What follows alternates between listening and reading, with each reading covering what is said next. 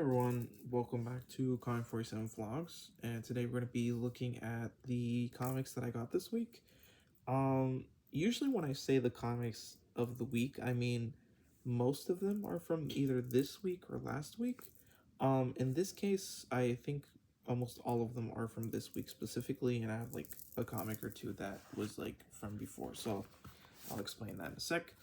Anyways, I got, well, actually, I got Doctor Strange #3, which I believe did come out this week. And I also got Doctor Strange issue 2, because I was missing out on issue #2, and I don't know why I kind of forgot to just buy it last month.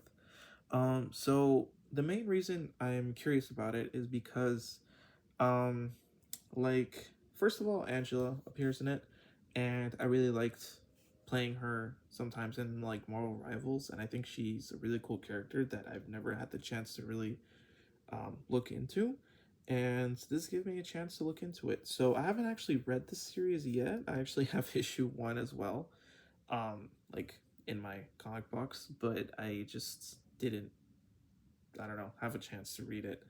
But I'm curious about it. So yeah. Also, Strange here isn't Sorcerer Supreme anymore. That's a big shock. Like, he's never Sorcerer Supreme, and I feel like they don't know what to do with him lately, but, you know, I'm curious to see it. We have Amazing Spider-Man #22, which I do believe also came out this week. The thing about Spider-Man is, there's some things that I like and I don't like about the current Spider-Man series. This is the main one. What I like about it is that it feels like there's some progress with Spider-Man.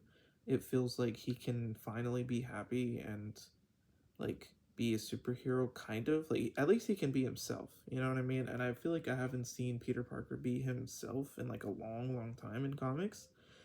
Um so there's like two stories that have been going on. One was like Peter in space, and then one was like people filling in for him while he was out, right?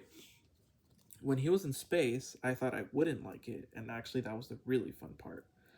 Surprisingly, like, he teams up with Rocket, and it's super fun and in character. But then you have the part on Earth that's just, again, it has that same problem that Marvel doesn't allow the Spider-Man mythos to progress in a way, like, or the characters. You have like the redemption of Norman Osborn, which is a really weird thing. He's like filling in for Spider-Man, and that's like totally not in character, and it doesn't make sense. Like, it's interesting to read, but like, again, why are we redeeming Norman Osborn? He's like the worst character. He's not a bad character. He's a really good, like, he's a really good villain, but he's evil. Like, why are we redeeming him, you know? That's number 1. Number 2, second issue that I have is like the Spider-Verse characters. You have like Gwen Stacy in like uh the main universe. She's also here too, which is kind of weird because Gwen Stacy's an alternate dimension version of her, and I don't know, there was like some other things that I don't like. But I think Joe Kelly is doing a lot better of a job writing Spider-Man. He's written him in the past, and I feel like it's definitely a lot better than what we've been getting lately, but what we've been getting lately is like so bad that this being a step up is not saying much, but at least it's readable. Okay, like, it's the first time I've been reading the main Spider-Man series, and it's fun and it's not fun. I'm conflicted, so I'm still reading it. I think it's not bad. Um, but it's really weird that it's printed every 2 weeks, and I feel like it should just be once a month, and leave it at that. But anyways, we have Absolute Batman #17. This is like an important comic because this formally introduces Absolute Poison Ivy, and she's like monstrous looking. And it's kind of like, I haven't actually read the comic, but I've seen like little photos uh, of like the panels online already. I got that spoiled for me, and she looks really cool, and I can't wait to read it. Absolute Batman, in my opinion, has felt a little over the top, like way too much shock value. Um, Like, here's Bane, but giant. Here's this character, but giant. Here's this one, but giant. And it's like, it's kind of tiring. It's kind of overdone, in my opinion. So I think this is like a fresh, like a good change. At least I think. I haven't actually read the comic, but it seems interesting, and I'm curious to find out more. This is another very important comic, Ultimate Spider-Man number 24. This is the final issue of the Ultimate Spider-Man series. Like, it's been 2 years now, right? In real time.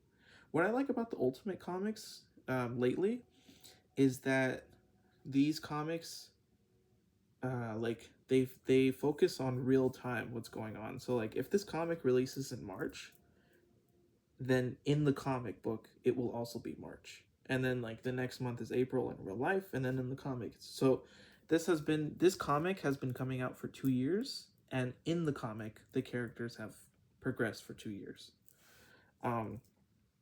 This is like one of the best Spider-Man runs, in my opinion, of all time. Like, it's really good. Peter Parker is allowed to get married to MJ. He has kids. He can have fun. He's a good dad. MJ's a good wife, a good mom. The villains are likable. The heroes are likable. The characters are characters. Like, it does things that the main Marvel Spider-Man could never dream of doing, because Marvel never wants Spider-Man to progress, because they're scared that if he progresses, his story ends.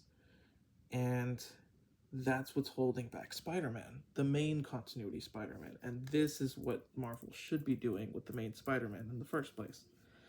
But I mean, you know, anyways, that is, oh, I have more comics.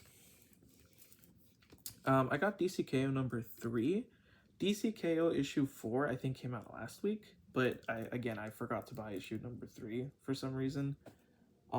So yeah, I needed number 3. We have Fantastic Four number 8. I was curious about the Malice comic, The Invisible Woman. Issues 6 and 7, in my opinion, were really good. I was like intrigued, and I haven't read Ryan North's Fantastic Four run or anything. But then I got to this issue, and it's one of like the worst. It's just one of the worst things I've read. I don't even know how to explain it. It's not. I don't know if I'd call it bad writing. I think Ryan North is good at character building, regular stuff, regular life, average everyday life. But when it comes to like making characters powerful or working with the Fantastic Four's powers, it just feels like his writing is really bad. And I don't know. But this specific comic is very bleak and dark, and not in the sense of like, oh, it's Malice, she's evil. No, this is like depressing. Like, this comic is depressing, and you don't get anything out of it. It doesn't teach anything. It doesn't, like, there's no lesson here. It just feels really weird. It feels like weirdly written as like just depressing, bleak suffering for no reason. It's I don't know. In my opinion, this is like a really, really bad comic. And it's a shame, because I really wanted to see Malice return. And yeah, I don't know. I wouldn't recommend picking up this comic, I'm sad to say. But I would recommend watching videos on it, on what the comic is about, and see for yourself. But yeah, that was like a huge disappointment with that comic. But here's the coolest thing I got this week. DC Dark Knight's Metal. This is DC work in progress, meaning every once in a while, DC prints like this huge format version of comics. This is heavy, and it's like printed in really good quality. This is $15, but seeing the size and the amount of pages you get, in my opinion, this is like one of the most value you will get out of $15 from DC. I don't know. This is like a really well-made thing. So I'm gonna show you. It reprints this comic, but it shows you And it almost feels like a book. You know what I mean? This feels like a trade paperback for $15 in a way. So it shows you the pencils and inks. And that's kind of rare to see in it. Look at that. And what's cool about it is this shows you the inks before the inks are cleaned up. Like, it shows you the inks before they scan it and digitally correct it. So you can even see like the brush strokes a little bit.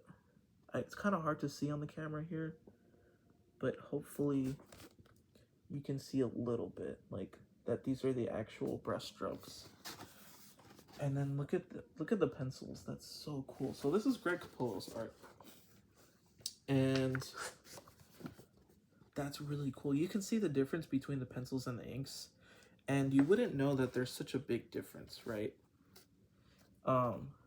See, some pages have like just full inks, but look at that. That's a big difference between the pencils and the inks.